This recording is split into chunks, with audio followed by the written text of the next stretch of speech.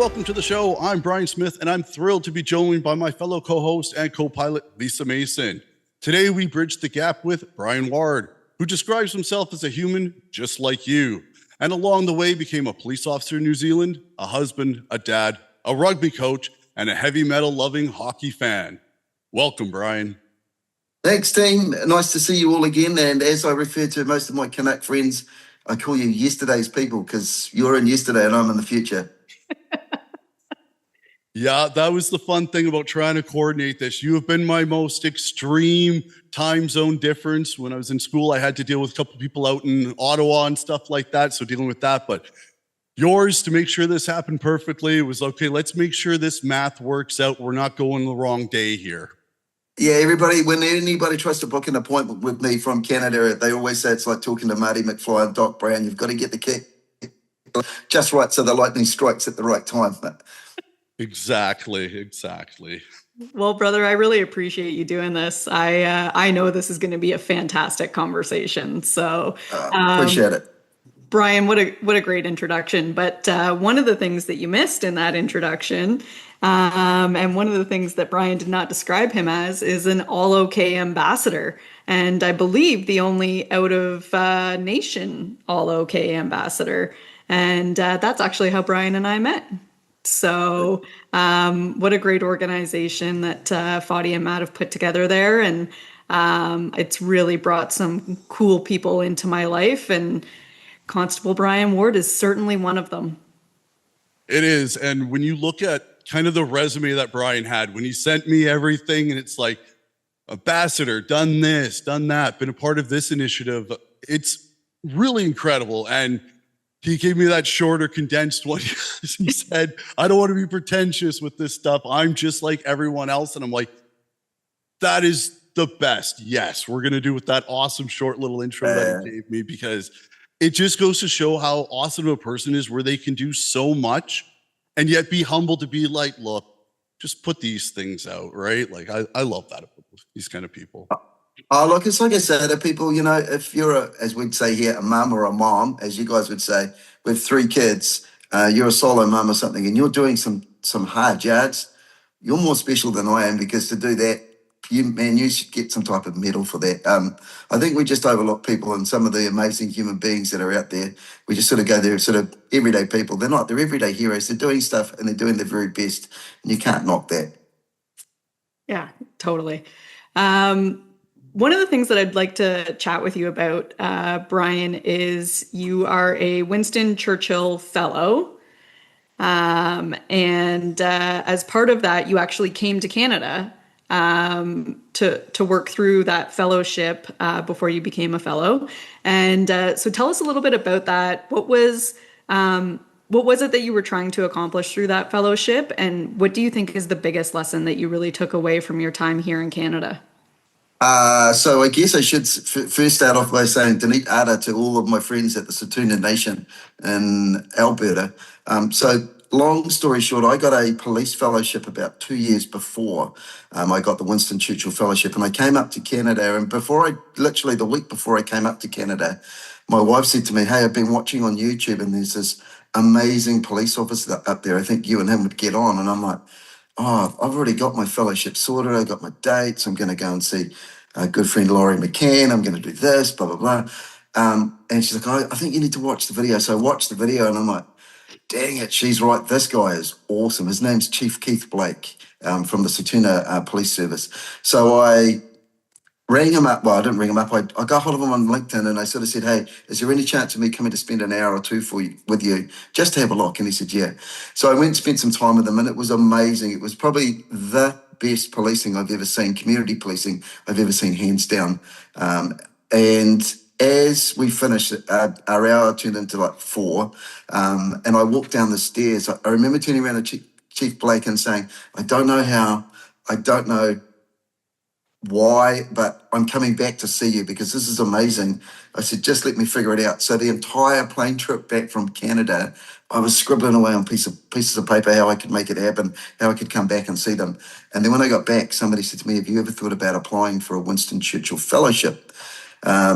And I was like, no. And then they said, but, and I went, yeah. I said, most of the time they give it to fairly good academics, but I've since found out they give it to a whole range of people. Weirdly enough, one of my police college instructors got a Winston Churchill Fellowship. So him and I are the same. But so I was like, oh, okay. And he said, so good luck with that, you crayon leader. I was like, oh, I've got nothing to lose. So I put it in and I got the fellowship, and then it was amazing. I spent like 3.5 weeks with the Satuna Nation and the Satuna Nation people. Just an amazing place. And just what they're trying to do for their people is just incredible. It's like I said to the chief, if I could bottle this and bring it back and spread it all around policing around the world, I think it would be such an amazing thing. So what do you think was one of the biggest things that stuck with you about the way that they community police? Was there one thing, or is it more of a culture in terms of like the way that their approach is and things like that? The humanity and the innovation. They will try, if they think that it's going to work, they'll try something. They're not like, oh, it's too big a ship to turn, or we're a really big organization, we can't do this. Inspector Blake, who is Keith's wife, she's up there, and she was telling me this great thing about how they had an evening where they were, I think it was, they were doing some beating, and they were organising a beating night, and only one person turned up. And everybody sort of sat there. The 3 cops that were there were like, oh, well, this is a waste of time and everything else. But one person turned up. That same person then went on about sort of 6 to 8 weeks later to basically disclose a huge amount of sexual abuse that had occurred to her. And everybody sort of went, you know what, it's never, ever not worth it. And that's just their mentality. They will try everything. They do cookouts for Stampede, which I missed. I'm so upset. But they go to powwows and all that type of stuff, just incredible, So, yeah, just an amazing, amazing place, amazing people, and just an incredible police service.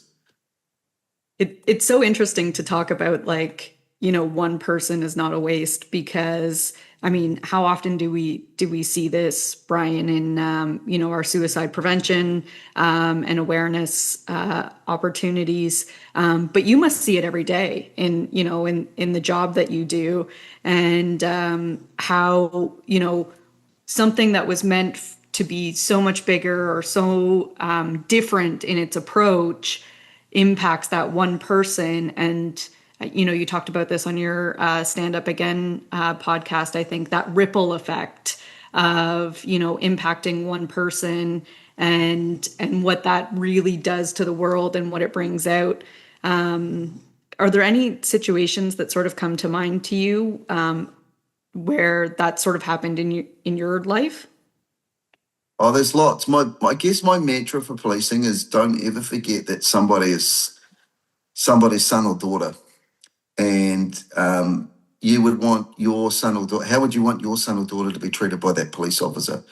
Even if they're having their worst day, you'd still like that police officer to be kind, compassionate, and caring, and talking to them as if they're a human being. I know that I've had some crazy incidences, where, like, even if I had been Mother Teresa, it probably still wouldn't have come out the way it would have come out. But I'm always trying to deliver my best, and I think that's something that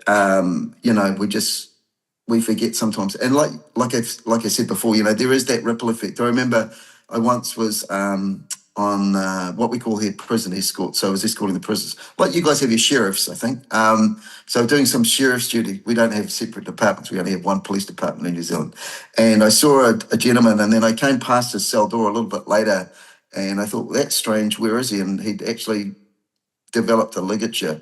And they managed to cut the ligature down and get down. And the next time I saw him was about 6, 8 weeks when he'd come back through custody. And he was in a happier space. He was a lot better. And he thanked me for saving his life, and the fact that his 3 children would now have a father and everything else. Now, I've since lost contact with him, but who knows what those 3 children have gone on to do? Who knows what he's gone on to do? And that's, I think, one of the things that we kind of lose is that ripple effect. When people are taken out, there is no more ripple effect. There's no bringing them back, sadly. So, yeah, it's just one of those things, I guess. And have you found that from when you started almost 3 decades ago to now, How has your department been with being able to help people with that, event when you first started, and maybe it was a traffic accident or whatever, and how the department acted and stuff like that with support for its officers? And how do you see that change now with how support is given to officers who might have to deal with a very traumatic event? Yeah, so when I started, and I always say this to the recruits and the rookies whenever I get the chance to chat them, older than Google, because Google came out in 1996. So, yes. Anyway, I think the big thing for us is we've gotten a lot better. The New Zealand Police is amazing at trying to support its people as best as we can. Just like any other government organisation, we have limited resources, we have limited staff. I come from the tail end of what we used to call a pie and a pint era, which was when you were basically given a meat pie and a pint of beer, and at the end of your shift, you'd sort of talk to your senior or your sergeant, iron it out, and if it wasn't gone within sort of an hour, we'll talk to the psychologist later on, and that was it. Whereas now we have people, sort of 6, 7, 8 months after the event has happened, they might come in and see their supervisor or come and see another fellow officer and say, hey, I'm not good. Here's what's happening. And when I had my own little wobbles with PTSD, it was reassuring to know that I could talk to people and they weren't all going to think that, well, this guy's eggs are scrambled, he's done. Let's throw that veteran out on the scrap heap and we'll grab a new number. So it was really, really good. And I think as an organisation worldwide, I think the police are a lot better at actually recognising PTSD and everything else. And if we're honest, 30 years ago, if you had PTSD, that was a career ender, because people would just look at you and go, this guy's like Martin Riggs. And it's like, yeah, maybe not. Yeah. You put a post out recently that says, PTSD shouldn't be inevitable for those who serve their community and their country. And I'm paraphrasing, obviously. Yeah. What do you think is missing? And it's a bit of a loaded question, Bryan, so I get that. But what do you think is missing, either in early childhood development or, through the academies or, whatever level it is, that is causing PTSD to be so prevalent? Or is it just that human nature has gotten to such a dark place with divisiveness and other things that, you're seeing more and you're witnessing more and faster into your careers? I think for me, that's the thing. You're seeing things a lot faster than you used to. And I read a book years ago by a scientist who basically said, once communication becomes worldwide and instant, all censorship will go. And I think that's kind of what's happened. And censorship has gone. I mean, even though many of us have had grandfathers who served in the Second World War, for instance, we never ever saw what they saw. But whereas now, battlefields of Afghanistan, footage from the Ukraine, that type of stuff, we're actually seeing that an hour or two after it happens, and we sort of go, oh, jeepers. We've got video games that are uber realistic. But I think until people actually see the emotional cost behind it, then they actually start to realise, oh my goodness. In New Zealand, we have a big mental health campaign that says it's okay not to be okay. And that's something that a lot of our children from what we'd call childcare centres are told, if you need some help, asking for help is one of the bravest things you can do. And one of my favourite things to do is to sit in a room full of macho cops and ask them who their favourite action hero is. And, you get the typical Rambos, John Wick, John McClane, Martin Riggs, blah, blah, blah. And I'm like, yeah, okay. Do you know where the pivot point in all of their stories was? It was when they were at their most vulnerable, before they went full sort of guns a-blazing mode. Every single one of them, Rocky, you just keep going. There's all a stage where they are absolutely broken and they have to show their resilience and stand up and pick themselves up and keep going. And I think that's something that we tend to forget. We see people like John Wick and just go, amazing, from woe to go. You can't live your life like that. It just doesn't happen. You need other people around you. You need other people's help and support. Yeah, what a great parallel. I mean, even in Deadpool, Yeah. parts that sort of was, and Yeah. funny movies. I watched them with my nephews. They were definitely too young to watch them. Yeah. Yeah. But I didn't know what I was getting into, and they talked me into That's all it. good. By that point, we were in. So Yeah. Yeah. That's good. Yeah. We're in deep. It's too late. Yeah. yeah, but same thing, right? He has that loss and that tragedy, and then that sort of spurs him into his heroism or Yeah. whatever, right? So, and I think that we see that a lot in. I mean, look, that's where some of these foundations come from. Canadian Cancer Society, things like that. Somebody who's experienced a loss. Terry Fox, right? I know you like to use Greatest of all time. Don't care what right. anybody says. Yep. Yeah, Yeah. and there was this brokenness and this devastation, and then there was this moment of, well, there's something that I can do to try to fix it, maybe not for myself, but for somebody else. And I think that, we see that so often, but we never actually put that pattern together emotionally to understand that you have to come from that place to be that hero. Yeah, and I think that's like you say. I think that's something that lots of people just don't realise.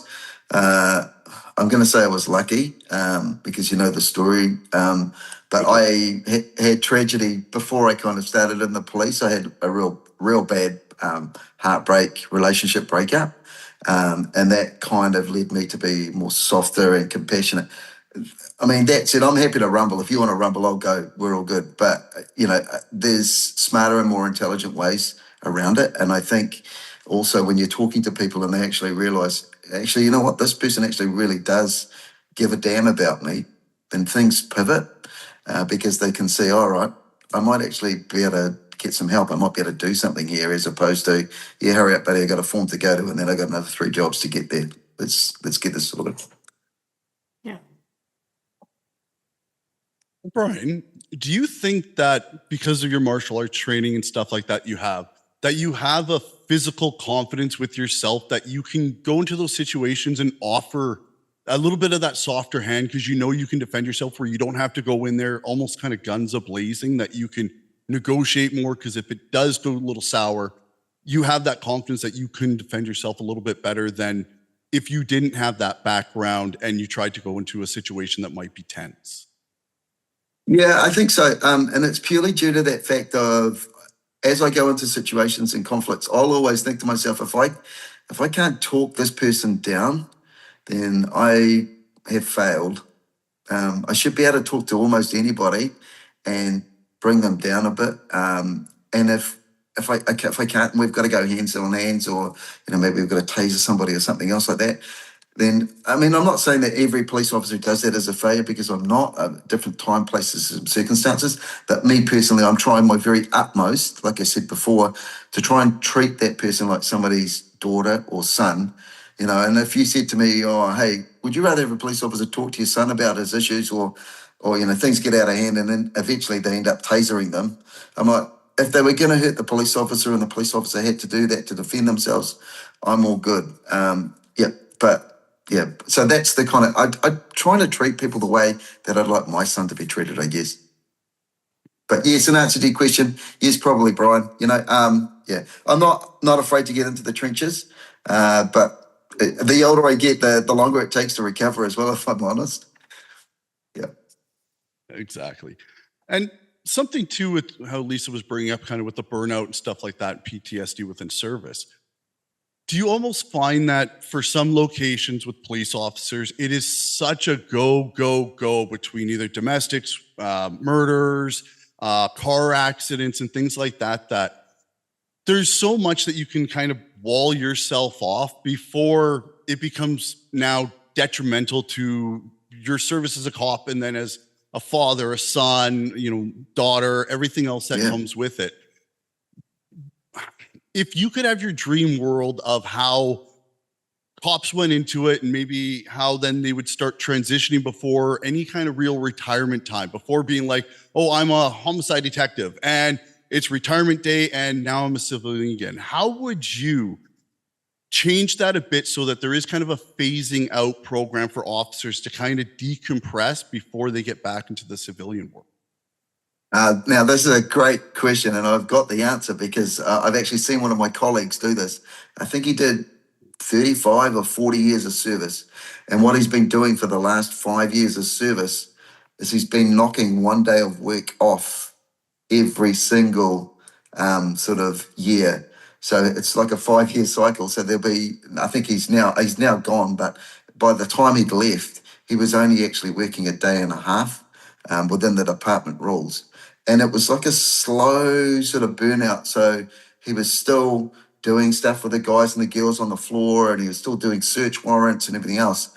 But by the same token, he was doing this complete sort of about face where he was helping his wife do the gardening at home and everything else. So he was slowly easing into his retirement, because I know, and I'm dreading the day, but there's a real big moment, and I'm spoken to lots of ex-veterans that I know and first responders, where they leave their job and they lose their identity because all of a sudden they go from being Constable Bryan to just Bryan, and all of a sudden it's like, what do I do with myself? I've got nothing to do, or people don't understand me because I talk about stuff. So I think the gentleman I'm talking about, he did it the best way possible.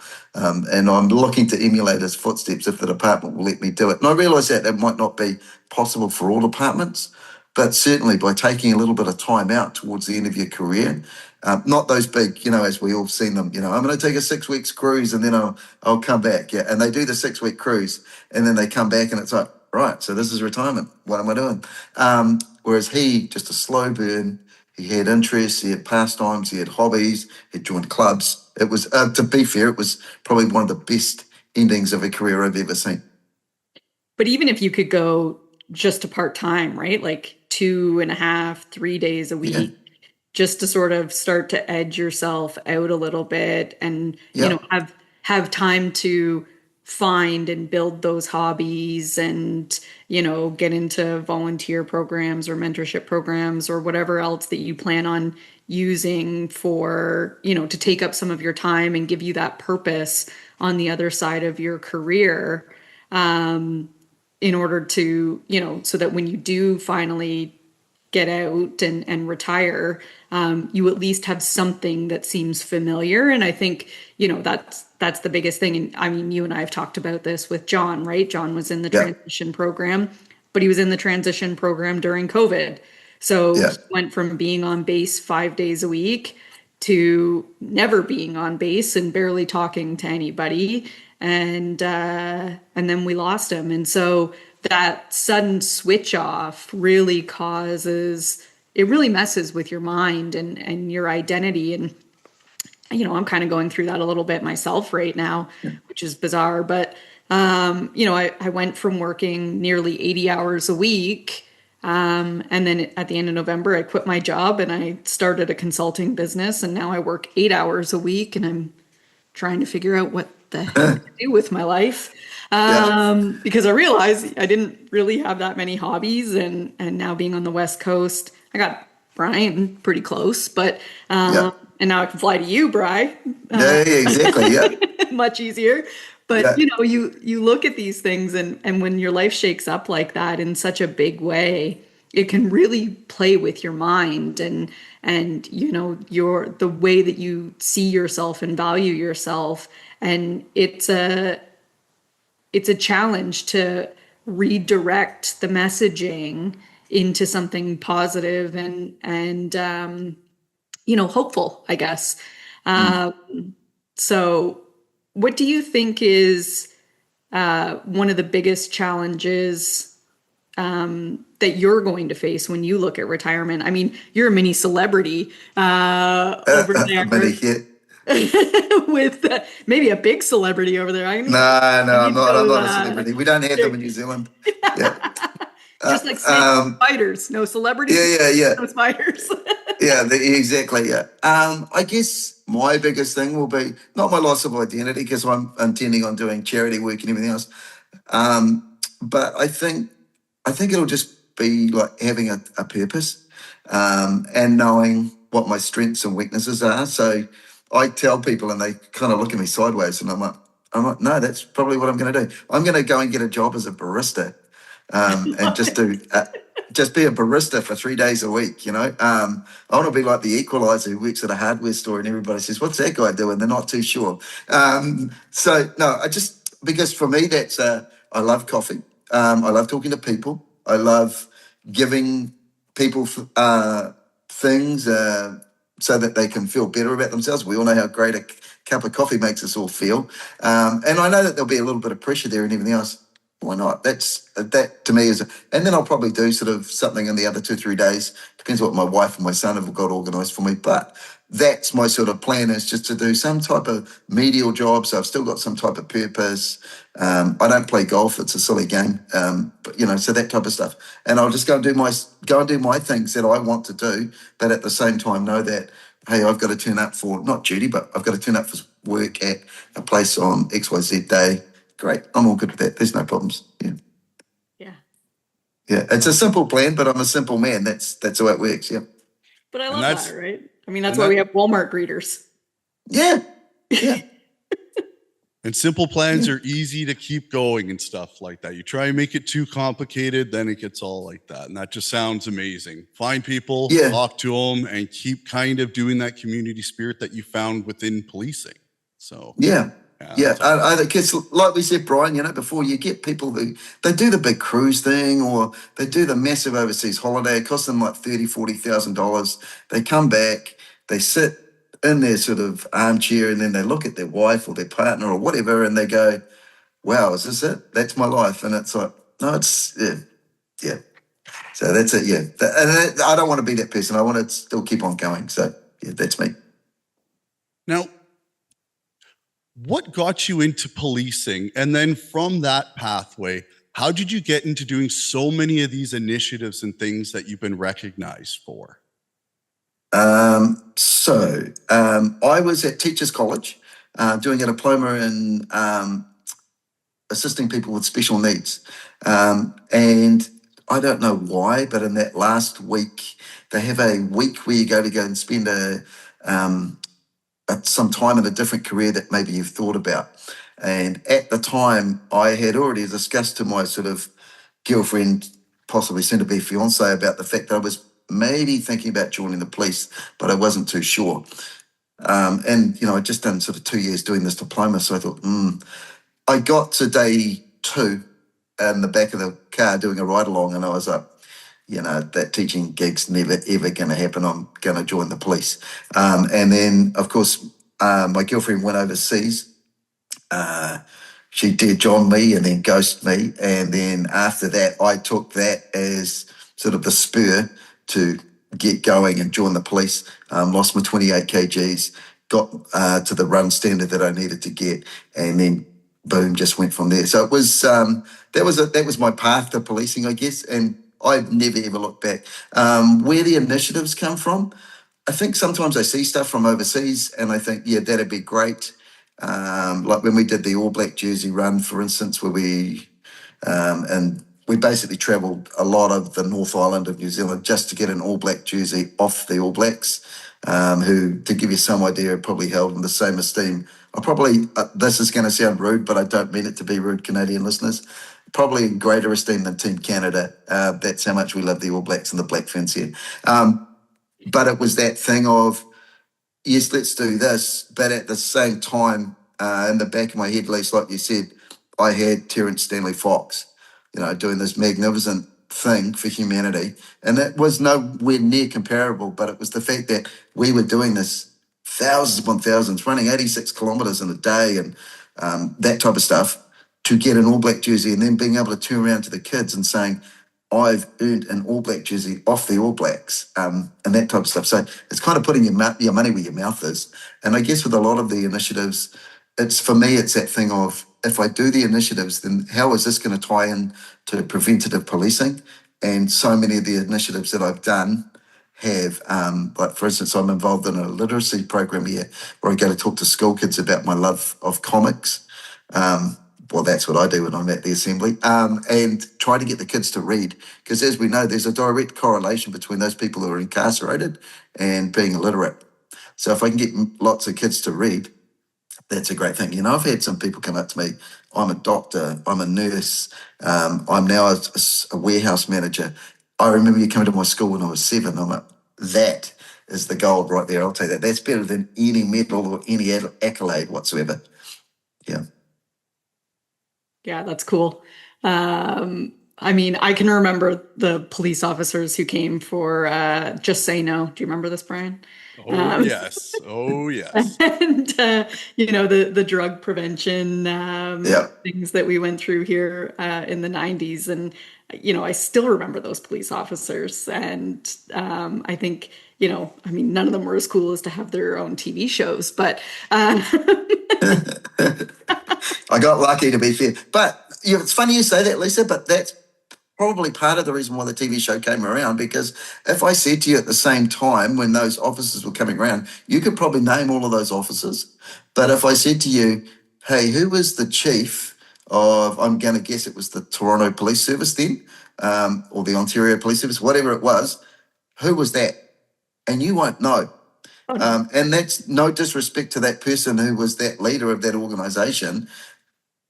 Sometimes I think some of our officers and some of our grunts think that they're not leaders, but some of the stuff they do, it shapes lives, and I don't think they quite realise their impact sometimes. So, like I said, you'll be able to name those officers. And when we started developing Bryan and Bobby, the whole reason I did that was because there was a police officer here in New Zealand who had been on a kids' TV show and only been on that TV show for about a minute and a half with a puppet dog, strangely enough. But when I went to schools and community groups, and we're talking, what it would be close to now it would be about 40, 45 years ago, people would ask me, what's happened to Constable Keith? And his dog's name was Sniff.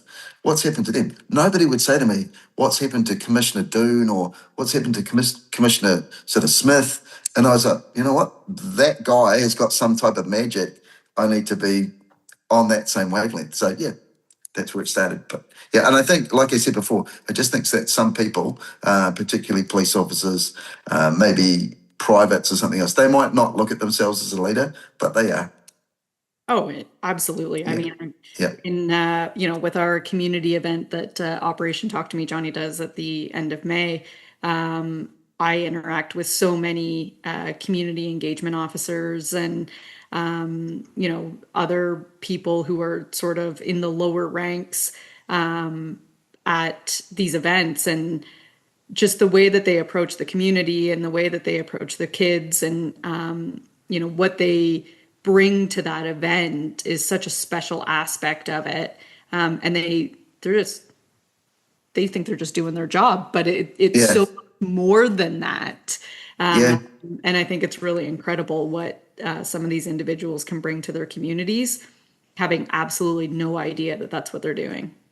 Yeah, and like I always say to them, if I'm doing a training day or something with them, you need to realise that in 30 years' time, that little girl who's 7 standing there is still going to be able to remember your name, and whether or not you were having a good day or a bad day, you gave her a smile or a fist bump or something else like that.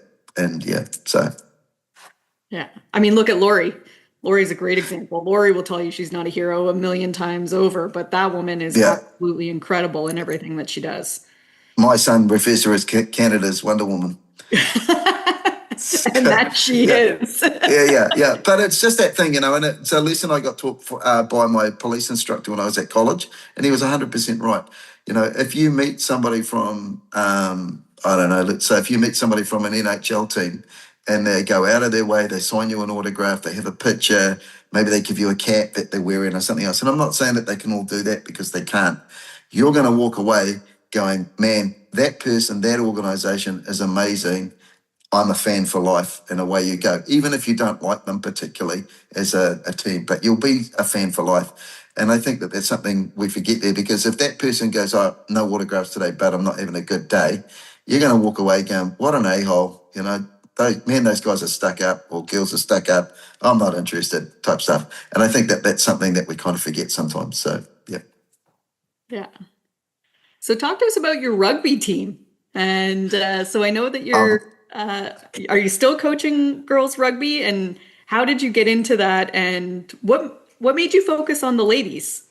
Let me think. I think it was about 2002, 2003, I got an approach. I was working out in South Auckland, which is a very, very tough area for policing. It, we often refer to it as New Zealand's Bronx. It's not, but there's some tough people and tough times in there. But they wanted to get a girls' rugby team started, and it was when our Black Ferns were amazing. They still are amazing girls. I know half of them, so I've got to be careful here because otherwise they'll start saying things about me. So, but I knew a lot of the Black Ferns then who were winning Rugby World Cups and the such like. So I said, yeah, sure, I'll do that. I played rugby at high school and I played rugby at club level. So we started training these girls. We didn't have enough girls to start off with. And then eventually we got really, really good and we went to the equivalent to your sort of provincial finals. And then I stopped.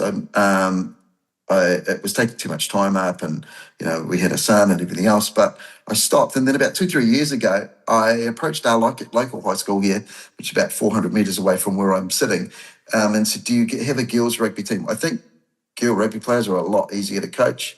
No disrespect, Bryan, but what we call here the wahine tai, the warrior women, are a lot easier to educate. There's no ego, there's no BS. They don't know stuff better than you. And I'm not saying that they don't, because some of them do, but even if they don't, they'll still listen. And there's an amazing team vibe. So I got hold of my old high school, which is probably about half an hour down the road, and said, hey, could I come and help you coach? And they went, yeah, sure, no worries. So I'm very lucky. I have a gentleman who coaches our backs, who played close to 50 games for the Italian rugby team. I managed to twist my mate's arm, who is an ex-Black Fern. She's won the Rugby World Cup 3 times, and she's also like sort of our fire chief for our big sort of provincial area here as well. And then there's myself. Like I said, I'm the dirty old loon who turns up the slap shot, one of the Hanson brothers. It's just sort of that type of thing. And it's a great synergy there. So we have, how many girls do we have? About 21 girls in our squad. They're going to be playing in sort of the provincial finals next Monday.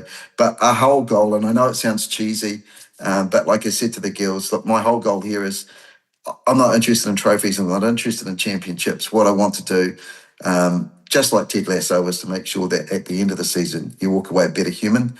And I think we're doing that. There's some amazing girls in that team. I'm sure that they'll go on to be some amazing ladies there as they get older. And that's the thing that I love the most, is actually watching them grow up, going from like 17 and everything else, and maybe having a chat to them in those sort of years where they're not my players anymore, but they'll still come back and have a chat and say, can I get some advice from this? And, oh my gosh, you sound like my dad. And I'm like, well, that's because your dad's a smart person, that type of stuff. But it's really is, it's a lifelong connection. And like even now, I'll see some of the girls that I used to coach in the early 2000s, and they're mums and they've got 2 or 3 kids, or they're a nurse or something else. And that's all you could ever want. So yeah, that's how I got involved in rugby's coaching. And I've decided to step it up a little bit. Myself and my fire chief buddy, we're actually coaching provincially this season. So we've been selected as provincial coaches. So that's going to be another interesting journey, shall we say.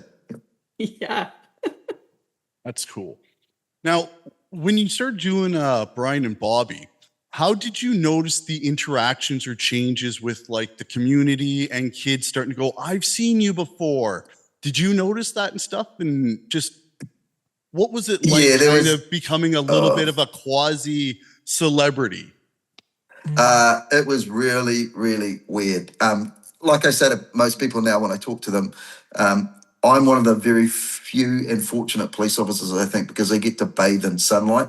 Most of the time, a lot of our people work in the shadows, the people that wear blackened helmets and hide behind shields and that type of stuff. So I get to walk in sunshine.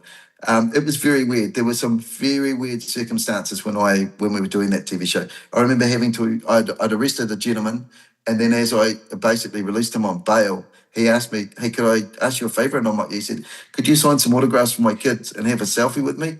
And I'm like, this is just surreal. I used to go shopping and I'd hear like all these little voices going, that's Constable Bryan, that type of stuff. And even now, like I'll go to high schools and the kids will be like, you're Constable Bryan, aren't you? And I'm like, yes. And they'll sit there and talk to me about Bobby and how we made it work and how we did things and everything else. So that's kind of great. But it's like I say to people, it's not about me being a celebrity, because I'm not. And like I said, we don't have those in New Zealand anyway. But it's that thing of just being a friendly face and people being able to come and talk to you about things.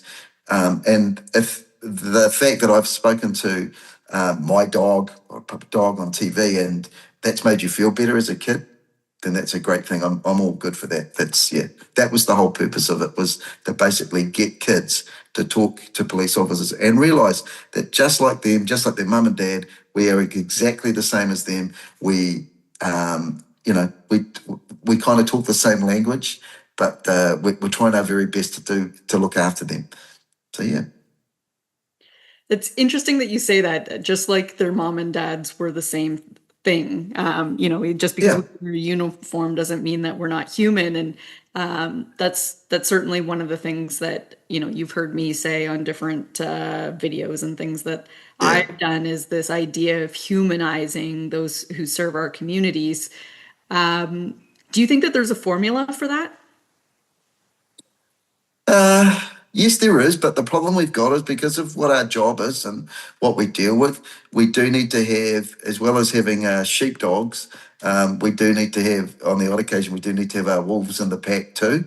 So I'm not going to say that every police officer can do it, but I think those that choose it as a path need to realise that once you're on this path, sure, you can stray from it and go and do other stuff. That's fine, that's your career. But there are some people who will dedicate their entire careers to this, and it's what they're leaving behind that you don't want to destroy. You actually want to keep building on it so that it gets better and better and better, so that when people move into that community policing space, they're actually treated with the respect that they get. I think sometimes a lot of our organisations kind of look down on community policing officers. I don't know what the situation is like in Canada, but over in New Zealand, everybody starts off as a frontline police officer, even the commissioner of police. And I think just sometimes we forget that even though they might have been a community police officer for 10 hours now, 10 years now, once upon a time they were a frontline police officer for 15 years. So they've done the stuff that you've seen. They've been to the places that you've been, and they could probably offer you some good advice or some ways around it. So I think sometimes we forget that. But I mean, look, that's a thing for the recruit instructors to maybe deal with. Because let's be honest, if you're 23, 24 and you're living possibly your life's biggest adventure, you're not really interested in listening too much. So that's just one of those things. I think perhaps it comes with a little bit of wisdom and maturity. Who knows? Maybe, yeah. Yeah. Do you find that in police officers and military veterans? I do. Maturity. Yeah. I like to think that we're one of the. Well, I know the New Zealand police are. Some of the people that I police with are some of the most diverse human beings I know. Like some of the people I work with. We've had a guy there who was. He was in a heavy metal band before he joined the police. I've worked with fitness instructors. I've worked with a girl who once transcribed, her job was to transcribe books for visually impaired people. So she used to type the books into Braille. So you could ask her, you'd be talking about a topic and she'd say, oh, that's not what Wayne Gretzky said in his book. He said this, this, and this. And you'd be like, how do you even know that? She's like, oh, I transcribed this book once. I'm like, it's amazing. Yeah, that type of stuff. So there, yeah, be careful because there's some of us around like that. Yeah. I mean, you know that I love you all. So I know, yeah. I know, yeah. I tease, but yeah. I'm an accountant, so I get to tease like that. yeah, you do, yeah. What path? I'm sorry, go ahead, Bryan. What path would you recommend for somebody who wants to get into policing in New Zealand and kind of has that thing of, I want to get more into that community kind of policing like you did, right? Like they had an experience with you or someone else and they're like, I want to be that next voice for that next generation of kids to have somebody to look up to. Bide your time would be my suggestion. So do what you need to do. We have a saying here, do the mahi, get the rewards. The mahi is the work. So do the work and then look at it as a career. I think some people look at community policing as, easy street. I'm not going to have to work hard. Trust me, I've worked longer hours and worked harder doing the community stuff than I have some of the frontline stuff. The problem, not the problem, but I guess one of the issues with frontline policing is you get to turn up, you get to write the report, you get to do whatever you've got to do. Job's done, I'm off to the next one. In community policing, you get to go to the job, they know your face, they know your name, they know what type of police officer you are, they expect a service, and if you don't deliver on that service, then they're going to be ringing you direct. They're not going to be ringing the switchboard and saying, hey, I just had 2 cops turn up here. So it's that personal touch. So I think that you do need to be aware that there is a little bit of a personal cost as well, because all of a sudden you go from being a faceless organisation to a named individual in an organisation, and people look at you to withhold the sort of the mana, the honour, the integrity of that organisation. So it can be a double-edged sword. It's not an easy street, that's for sure. But in answer to your question, I'd say bide your time, look at where you want to police. And my old supervisor said this thing of get quick runs on the board so that you can show that the community that you are there for them. When I started off in Otahu as the community constable, they'd had 3 or 4 community constables, as we call them here in New Zealand, over about the space of about 8 months. And I was walking up the street just saying hi to everybody, and people were like, yeah, I'd shake your hand, but you're only going to be here for 3 weeks. So I'd look them straight in the eye, shaking their hand and say, I'm here for 5 years and I'll do my best to stay here for 5 years unless my bosses tell me otherwise. In which case, my bosses are going to come down and see you and explain why I'm not here for 5 years. And they're like, oh, okay. So it's kind of a little bit putting where your mouth, where your money is, your money where your mouth is. Yep. So let's talk a little bit about what, the reason that we were brought together, Bryan, and mental health and specifically for veterans and first responders. You talked a bit in your Stand Up Again podcast about some of the Zen things that you do and other things that you sort of, physical activity, those types of things that you hold really dear in how you handle your mental health and some of the challenges that you've been through in your life. What do you think is really important about physical activity and some of these other things, meditation, breathing, whatever? And, is there a specific formula that you follow, or how do you sort of approach these tools as it relates to your mental health? So for me, obviously the martial arts side is the meditation and the breathing and the focus and all that type of stuff. So I will very often take some time out, and even my co-workers won't realise I'm doing it, but I'll take a couple of deep breaths and get myself centered and all that type of stuff. But without getting sort of too woo-woo about it, I also like fairly hard, vigorous physical activity. And I like to have lots of interests outside of work so that I'm not always just focused on work. That said, like I've said in many different podcasts, my bucket got full. And I'm supposedly a wellness champion for the police, and I'm a mental health advocate, and he's the martial art guy who does the meditation and running and push-ups and all that type of stuff. It still gets you, but I think it's that thing of, we have a group over here in New Zealand called Farm Strong who do mental health for farmers, and they have a great saying. It's find what works for you and make it work for you. So a great example to that is, I have a friend who's a firefighter. His friends and family leave him alone on a Tuesday afternoon because what he does is he watches a rom-com movie, and literally bawls his eyes out. Just like, he's almost like a fire hydrant coming from his eyes, just crying his eyes out and everything else. That's the way, and he's figured it out. That's what he does. That he pretty much cleanses himself for the week, gets rid of all the emotions and everything else, and then carries on. You know what? I'm looking at it going, that's one of the weirdest, sort of funniest things I've ever heard of. But if it works for you, make it work for you. I know that some people can't do the hard physical exercise. They don't want to do the meditation because it's too woo-woo and all that type of. I fully understand that. But again, it's that thing of, I know that's what works for me.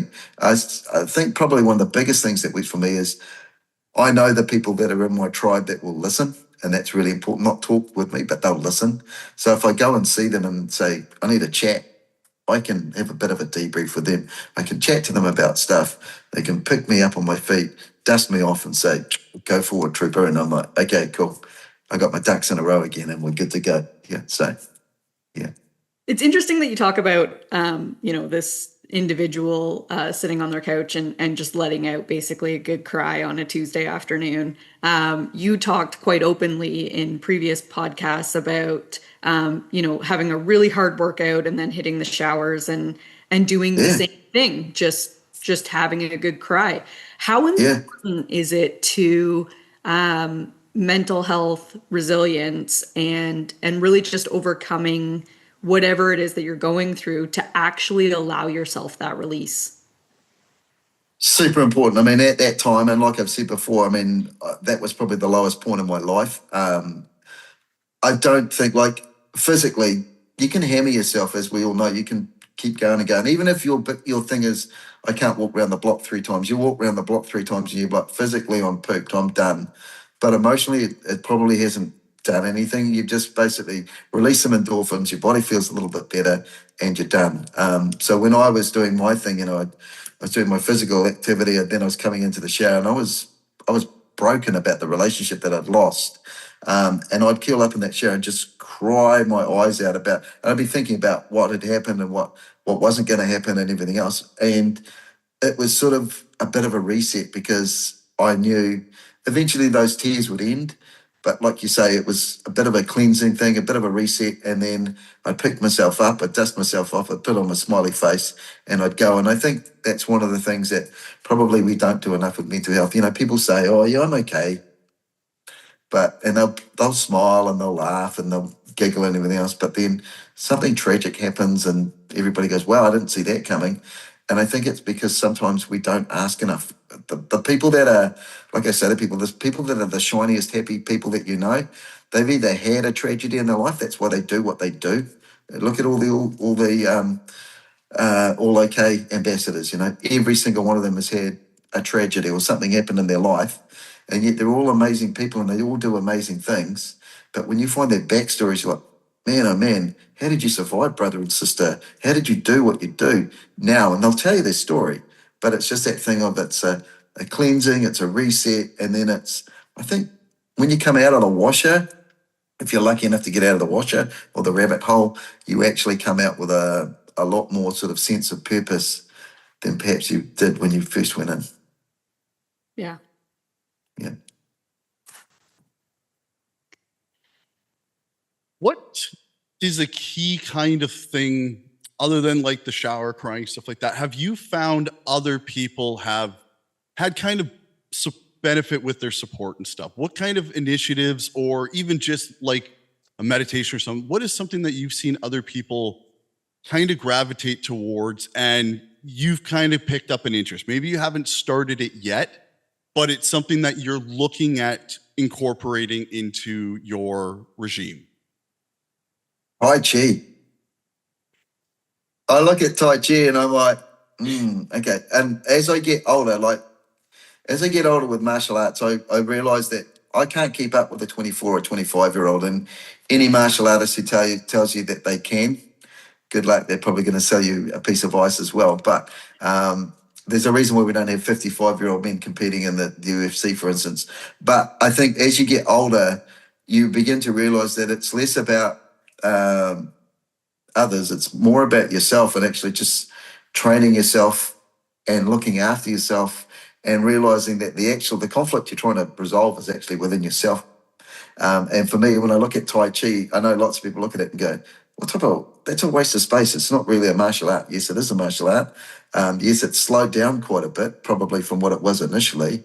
But the whole idea of just that sort of stillness and concentrating on your form and your breath and everything else, it's something we do a lot when we do katas, for instance, a martial art. But I look at Tai Chi and I go, you know what, I've done jiu-jitsu. I probably should go back to jiu-jitsu if I'm fair. I'm going back to Aikido next year, that type of thing. But when I look at Tai Chi, I'm like, man, that's so slow. That's going to be a complete mind bend for me. So I'm quite looking forward to that challenge. I've got the odd video that I put on every now and then, and I always get about 5 or 10 minutes through it, and I'm like, I don't know if I can do it yet. And I go do some other stuff. So yeah, we'll get there. It's a work in progress. Yeah. It's always a work in progress. Yeah. Okay, Bryan, before we wrap up, I know you've got to get back to your day and your pup. But I mean, I think, if you could tell the hopefully more than 5 people who watch this, Yeah. one thing that they should really be thinking about when they think about how to bridge the gap between, their mental wellness and their personal value and their community, what would that be? Just that thing again. Don't forget that everybody you meet is somebody's son and daughter, and to treat everybody like you'd expect your own son or daughter to be treated.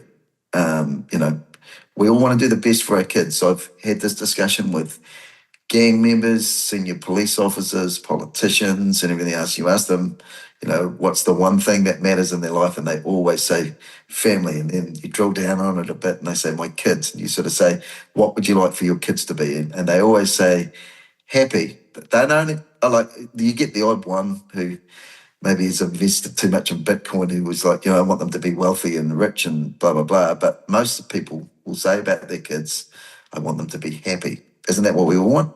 So, yeah, so I guess that's the big thing is just don't forget that people are other people's sons and daughters and just to treat them with a bit of respect. And then on the flip side of that, Lisa, and it's something that I've been thinking about for days.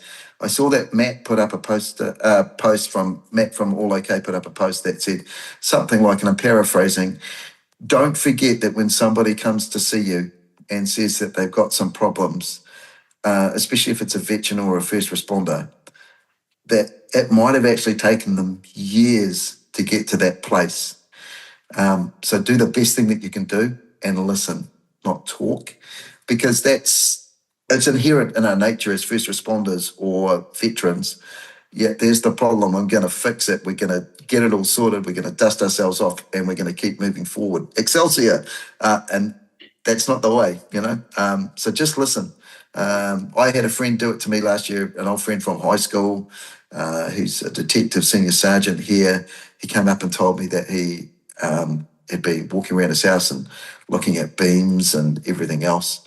And it was heartbreaking because, there was a kid that I knew from high school who was super confident and everything else. And now his confidence had gone and everything else. And now he's in a great space and everything else. But it's just that thing of, yeah, cool. And saying to him, not I've been there because I haven't been into that rabbit hole, but I'm here for you. I'm listening to you and let's see what we can do to make it better. So I guess, listen, don't forget that people are other people's sons and daughters, and all anybody ever wants for their sons and daughters is for them to be happy. Yeah, that's great advice. Awesome. Thank you so much, Bryan. This has just been an amazing interview. And Lisa, for everything that you do with keep building this up and stuff and letting me just yap on the show. It's been awesome, team. Thank you, one, for inviting me. I really appreciate their time. Thank you to your listeners for listening. Please let me know when it comes out so that I can post about it on my social media channels and we can get it listened to down here in New Zealand as well. Yeah, love that, Bryan. Thanks so much, brother. All right, you know where I am. If you want to do another one, just give me a yell. All right? I will. Thank you. Okay, take it easy. Look after one another. Bye. Thank you. See ya. Bye-bye.